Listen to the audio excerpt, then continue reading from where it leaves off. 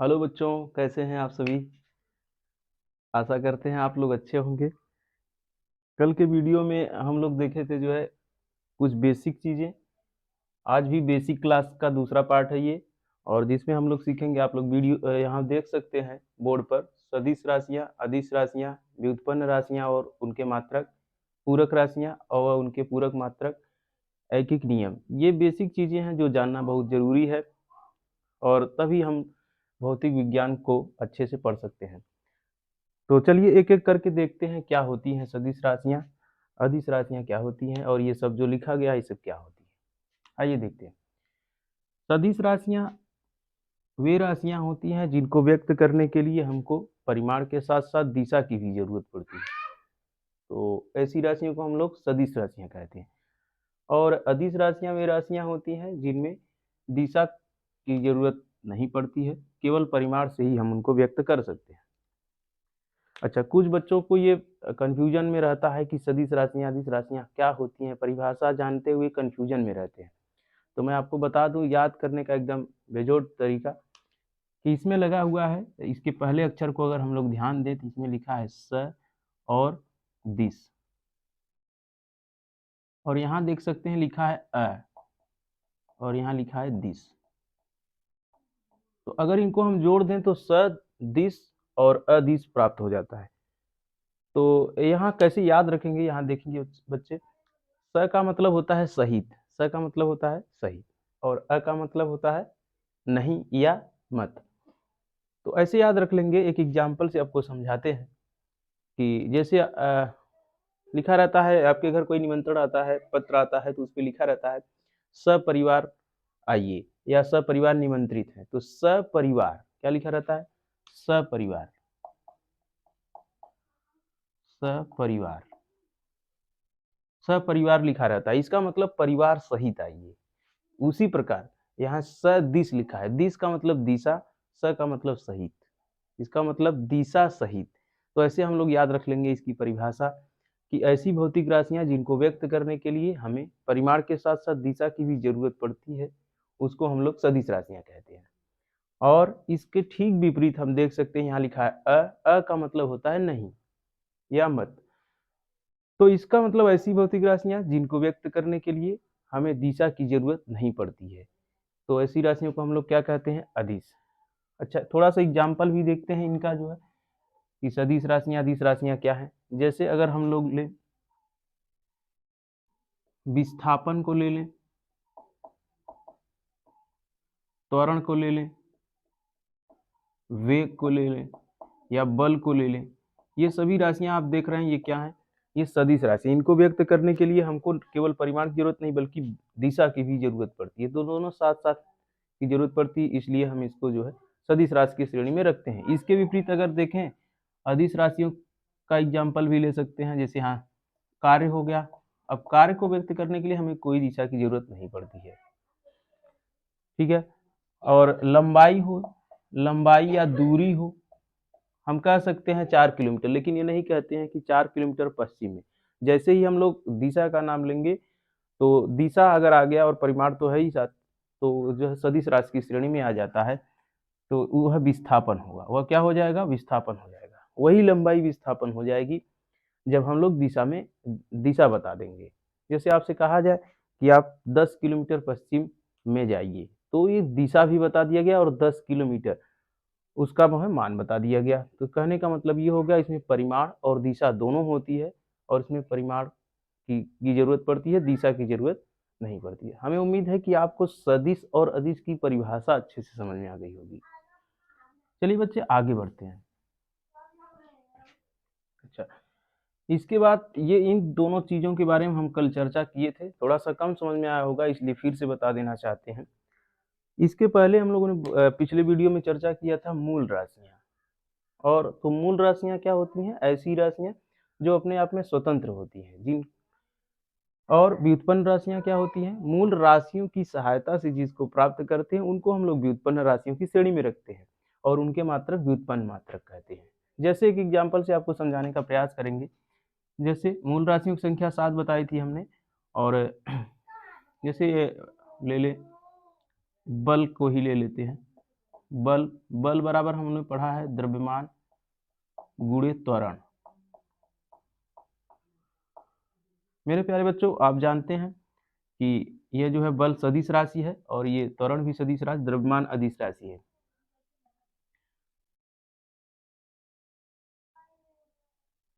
और त्वरण को थोड़ा सा और बढ़ा दे जो है, तो त्वरण को थोड़ा सा और क्लियर करें तो हम लोग यहाँ पाते हैं यम, और ये होता है त्वरण। त्वरण बराबर होता है वेग परिवर्तन बटे समय अंतराल। तो इसको थोड़ा सा और हम क्लेरिफाई कर दे रहे हैं, यम गुणे ये वेग परिवर्तन यानी v बटे समय अंतराल, ये होता है। तो वेग परिवर्तन बटे समय अंतराल को हम लोग जो है त्वरण कहते हैं। तो आप देख रहे हैं कि ये जो है क्या है, ये अदिश राशि है, ये भी अदिश राशि है, और वेग अभी भी सदिश है। थोड़ा सा इसको और बढ़ाते हैं जो है, और क्लेरिफाई कर देते हैं। तो वेग बराबर होता है बच्चे विस्थापन, विस्थापन बटे समय अंतराल। तो विस्थापन को हम लोग यस से प्रदर्शित करते हैं, विस्थापन बटे समय अंतराल।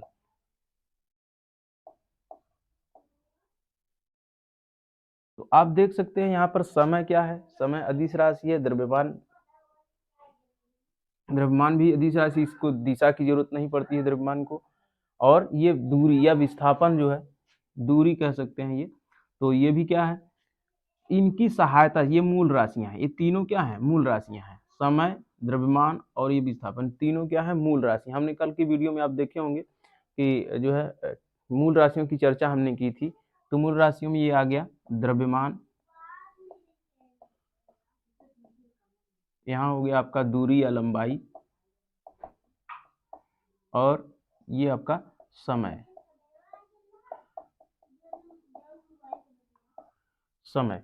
तो आप देख सकते हैं समय भी मूल राशि है, द्रव्यमान भी मूल राशि है, और लंबाई भी मूल राशि है या दूरी मूल राशि है। तो मूल राशियों की सहायता से हम जो है इनको प्राप्त कर रहे हैं, व्युत्पन्न राशियों को। तो बल क्या है, एक व्युत्पन्न राशि है और सदिश राशि है, क्योंकि इसको व्यक्त करने के लिए हमको दिशा की भी जरूरत पड़ती है। तो उम्मीद करते हैं मेरे प्यारे बच्चे ये आपको समझ में आ गया, इसलिए रब कर रहे हैं यहाँ पर। एक और एग्जाम्पल से समझने का प्रयास करते हैं।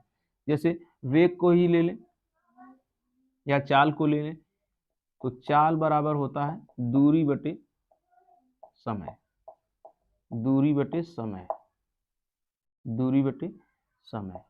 चाल बराबर दूरी बटे समय होता है। तो दूरी को हम लोग यस या डी से प्रदर्शित करते हैं, यस बटे टी। तो आप देख सकते हैं कि ये समय क्या है, ये भी मूल राशि है और दूरी भी मूल राशि है। तो मूल राशियों की सहायता से इनको हम प्राप्त कर रहे हैं, इसलिए इनको व्युत्पन्न कहा जाता है। या दूसरे शब्दों में हम कह सकते हैं कि मूल राशियों की सहायता से जब हम किसी राशि को या भौतिक राशि को प्राप्त करते हैं, तो प्राप्त राशि क्या कहलाती है, व्युत्पन्न राशि। अब हमें उम्मीद है कि आपको समझ में आ गया कि व्युत्पन्न राशियां क्या होती हैं, और इनके मात्रक जो होंगे व्युत्पन्न मात्रक। जैसे अगर इसका मात्रक, चाल का मात्रक हमको निकालना पड़े तो हम कैसे निकालेंगे, चाल का मात्रक बराबर हो जाएगा दूरी का मात्रक बटे समय का मात्रक। यहाँ लिख देता हूं मैं स्पष्ट रूप से,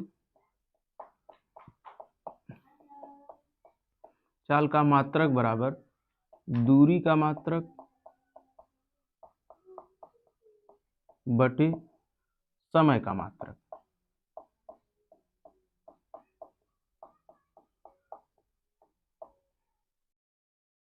दूरी का मात्रक बटे समय का मात्रक। तो इस तरीके से चाल का मात्रक हमको प्राप्त हो जाएगा। तो क्या हो जाएगा, दूरी का मात्रक मीटर होता है और समय का मात्रक सेकेंड। तो क्या हो गया, चाल का मात्रक मीटर प्रति सेकेंड। इसको हम लोग इस तरीके से भी व्यक्त करते हैं, मीटर प्रति सेकेंड। तो चाल का मात्रक हमको प्राप्त हो गया। इस तरीके से हम लोग व्युत्पन्न राशि और व्युत्पन्न मात्रक को अच्छे से समझ पाए हैं। हमें उम्मीद है आपको समझ में आ गया होगा। इसी प्रकार से आगे बढ़ते हैं पूरक राशियां व पूरक मात्रक। कल के वीडियो हमने चर्चा किया था इनकी, फिर से एक बार बता दे रहे हैं आपको। ये हो गया होगा तो आप स्क्रीनशॉट ले लीजिए, मैं मिटा दे रहा हूं।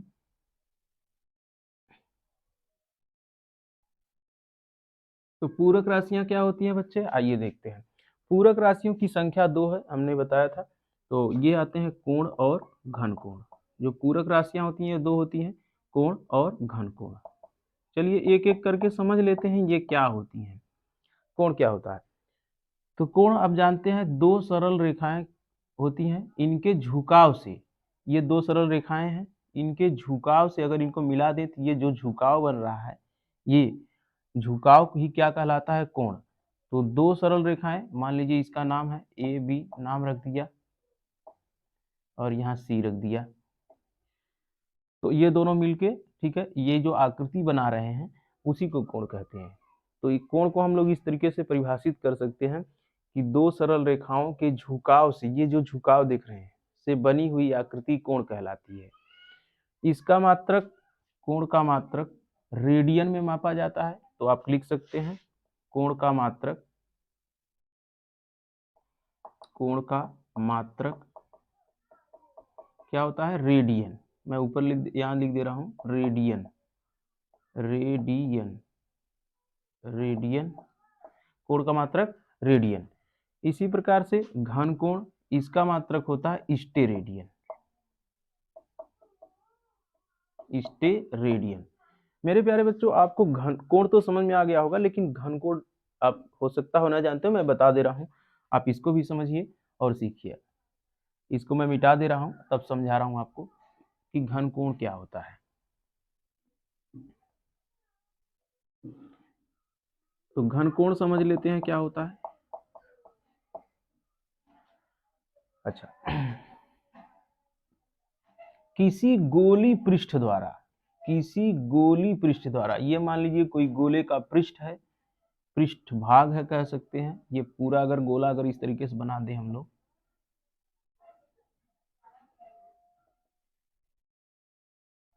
आप देख सकते हैं, थोड़ा सा और अच्छे से बना दे रहे हैं इसको।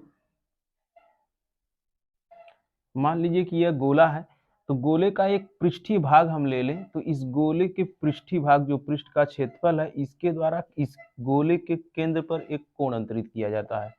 इसको थोड़ा सा और सही कर दे रहे हैं। तो इस गोले के जो पृष्ठीय भाग है, ये पूरा गोला है, ये पूरा गोला है और ये इसकी त्रिज्या है। तो कैसे परिभाषित करेंगे? गोले के पृष्ठीय भाग द्वारा, गोले का कोई एक पृष्ठीय भाग होगा, उसके क्षेत्रफल द्वारा उसके केंद्र पर, ये मान लो इसका केंद्र है, केंद्र पर अंतरित जो कोण होता है, उस कोण को हम लोग घन कोण कहते हैं। इसे ओमेगा से प्रदर्शित करते हैं। मेरे प्यारे बच्चे, एक बार फिर से मैं अपने आप को दोहरा रहा हूं, आप समझने का प्रयास करें कि किसी गोले के पृष्ठीय भाग द्वारा उसके केंद्र पर अंतरित कोण क्या कहलाता है? घन कोण कहलाता है। अगर गोले का क्षेत्रफल को हम लोग ए से प्रदर्शित करें, ये गोले के पृष्ठीय भाग का क्षेत्रफल, पृष्ठीय भाग का क्षेत्रफल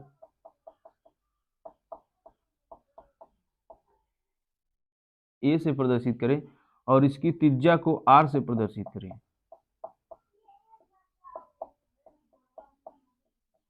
गोले की त्रिज्या को स्मॉल आर से प्रदर्शित करें, तो घनकोण जो होगा, घनकोण यह जो है इसके क्षेत्रफल और त्रिज्या के स्क्वायर के अनुपात के बराबर होता है। यानी क्षेत्रफल और इसकी त्रिज्या के वर्ग के अनुपात के बराबर होता है, उसी को हम लोग घनकोण कहते हैं। इस तरीके से आप इसको नोट कर लें। अच्छा, अगर इसका मात्रक क्या होता है? स्टेरेडियन हम पहले बता चुके हैं आपको। तो एक स्टेरेडियन की परिभाषा अगर आपसे कोई पूछता है तो आप इस तरीके से बता सकते हैं, एक स्टेरेडियन वह घनकोण है। कैसे परिभाषित करेंगे? अगर आर स्क्वायर का मान ए के बराबर हो जाए, अर्थात गोले की त्रिज्या का स्क्वायर उस पृष्ठीय भाग के क्षेत्रफल के क्या हो जाए, या संपूर्ण गोले के क्षेत्रफल के बराबर हो जाए, न कि पृष्ठीय भाग के, संपूर्ण गोले के क्षेत्रफल के बराबर हो जाए, तो हम उसको एक स्टेरेडियन कोण कहते हैं। तो प्यारे बच्चों, मुझे उम्मीद है आपको समझ में आ गया होगा। ठीक है, अगर हम लोग यहाँ रख दें, इसका मान 1 रख दें, आर स्क्वायर का मान 1 रख दें और एक इसका मान भी 1 रख दें, अर्थात आर स्क्वायर बराबर ए बराबर 1 रख दें, तो एक स्टेरेडियन कोण प्राप्त हो जाएगा। तो एक स्टेरेडियन घन कोण जो होगा, माफ कीजिएगा, एक स्टेरेडियन घन कोण जो होगा, तो उसको परिभाषित कर सकते हैं इस तरीके से हम लोग कि एक स्टेरेडियन वह घन कोण है जो किसी गोले के पृष्ठीय क्षेत्रफल के द्वारा उसकी केंद्र पर अंतरित किया जाता है और इसका वैल्यू जो है उस गोले के का जो पृष्ठीय क्षेत्रफल होता है उस गोले की त्रिज्या के स्क्वायर के बराबर होता है। यहाँ आप देख सकते हैं। इस तरीके से मुझे उम्मीद है कि आपको ये समझ में आ गया होगा कि घन कोण क्या होता है और एक स्टेरेडियन की परिभाषा समझ में आ गई होगी और कोण समझ में आ गया है। मेरे प्यारे बच्चों, आगे बढ़ते हैं हम। अगली हेडिंग जो आज की है उसको ऐकिक नियम लिखा गया है, तो मैं इसको रब कर दे रहा हूँ, आप लोग देखिए।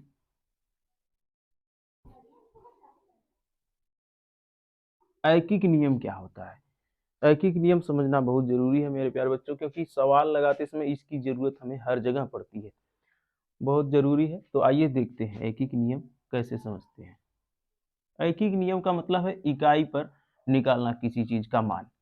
ठीक है, जैसे मैं आपको एग्जाम्पल के थ्रू समझाता हूँ कि अगर कोई चीज 10 रुपए में 100 मिलती है, 10 रुपए में मान लीजिए इसकी मात्रा 100 है,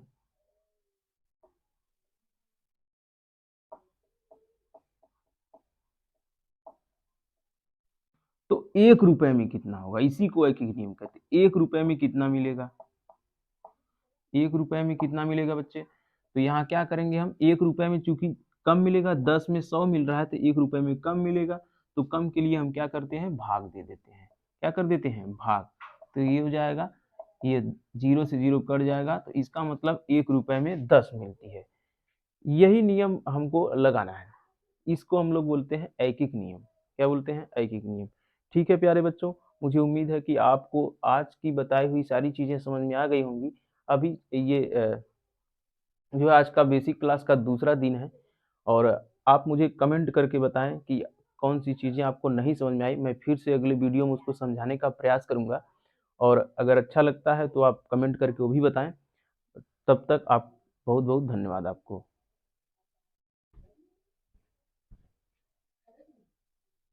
हरे राम।